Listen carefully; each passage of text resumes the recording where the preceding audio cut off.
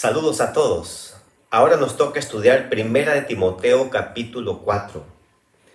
Timoteo era un ministro a cargo de Éfeso, probablemente la iglesia más grande que había fundado el apóstol Pablo. En este capítulo el apóstol advierte que la iglesia sufriría consecuencias de seguir a falsos dirigentes que promoverían fanatismo y extremismo dentro del pueblo de Dios. Por ejemplo, el versículo 2 dice que prohibirán casarse. Los gnósticos creían que toda la materia era mala y que había que reprimir y eliminar todas las pasiones del cuerpo material.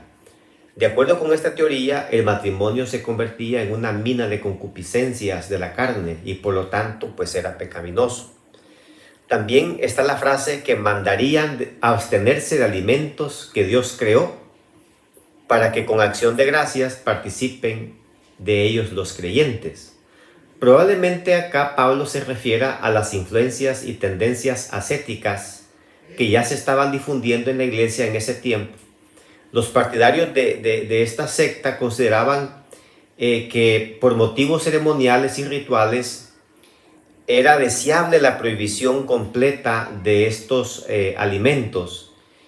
Y entonces ellos pedían que la gente se abstuviera. No era de ayunar, sino consistía en eliminar ciertos alimentos, no temporalmente, sino toda la vida con tal de poder llegar al cielo. Obviamente acá Pablo no se refiere al hecho de que nosotros podemos comer cualquier cosa con la excusa de que la oración transforma los alimentos en buenos. Nadie se atrevería a orar para que Dios transforme cucarachas, piojos, ratones, lombrices, todo tipo de animales nauseabundos como alimentos adecuados para la salud. El apóstol realmente no se está refiriendo a eso, sino a alimentos saludables y sanos que la Biblia permite y que son alimentos que podemos nosotros comer biológicamente hablando. Luego Pablo pasa a dar varios consejos a Timoteo. En el versículo 7 le dice: ejercítate en la piedad, consejo en el que Timoteo debe dedicarse con todas sus energías a conocer y enseñar las grandes verdades de la salvación. Le habla del ejercicio corporal como que es poco provechoso. Sin embargo, no olvidemos que Pablo no necesariamente está hablando acá de que el ejercicio físico no es apropiado. Él mismo ya había dicho allá en Corintios que nuestro cuerpo es templo del Espíritu Santo y por lo tanto debemos cuidarlo, ya que debemos rendir cuenta a Dios del cuidado o descuido del cuerpo. El tema de que Pablo está hablando acá está en el contexto de la piedad, cuyo aspecto es más importante que cualquier otra cosa. Así que nuestros ejercicios corporales pasan a un segundo plano cuando los ejercicios espirituales están ocupando el primer lugar.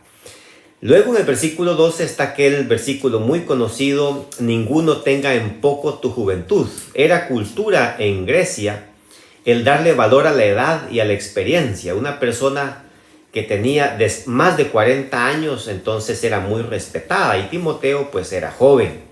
Pero la juventud no es una excusa para no hacer bien las cosas. No es un obstáculo para que los jóvenes dejen de hacer cosas grandes. Los mayores no deben hacer de menos a nadie por su edad, porque Dios ha usado a niños incluso, no digamos a jóvenes, adultos, hombres, mujeres, etc. En la historia muchos han dejado huella positiva, han hecho grandes cosas, y dentro de ellos obviamente hay muchos jóvenes. Recordemos el caso en Babilonia. Habían 3 jóvenes hebreos que dieron testimonio a Dios quedándose de pie cuando todos se habían inclinado a la estatua que había hecho Nabucodonosor.